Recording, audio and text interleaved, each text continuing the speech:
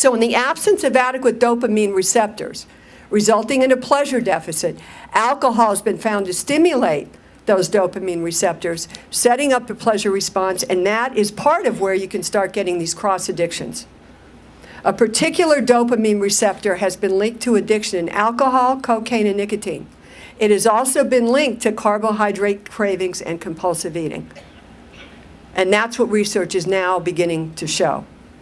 So in my experience, abnormal blood sugars are very often going to be found in people with alcohol.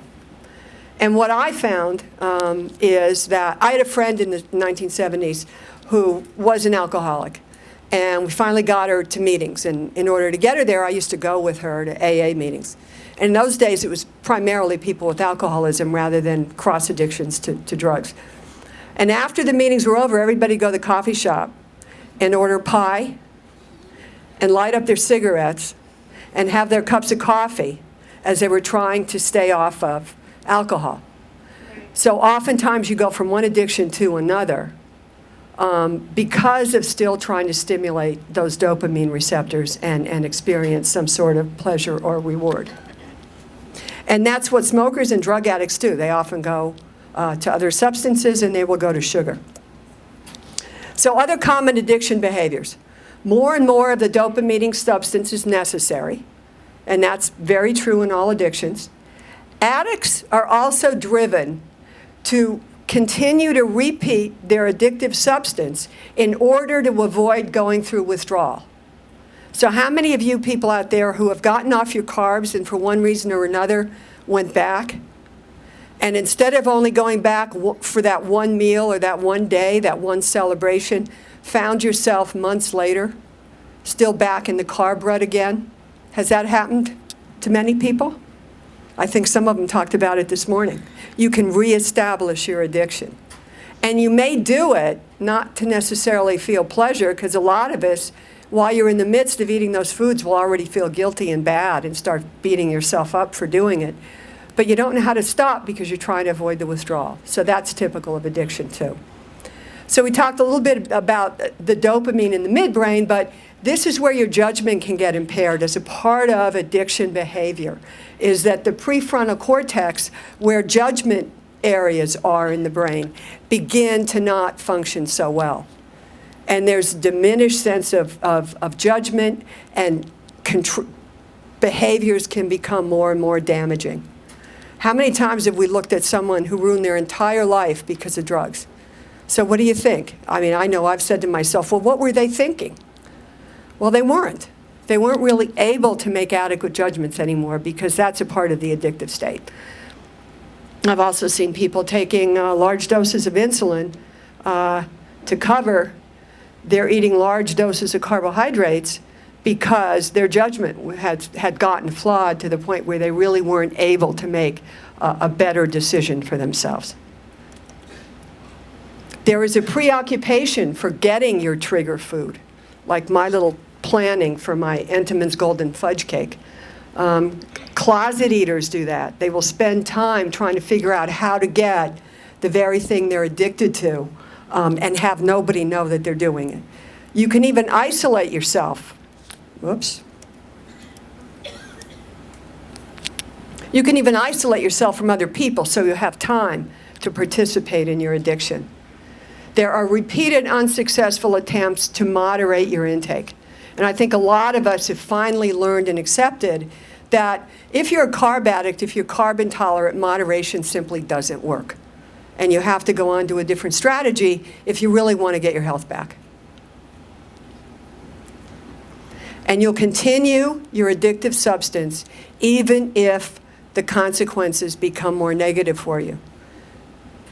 So the idea is, what do we do about it, which I'll get to.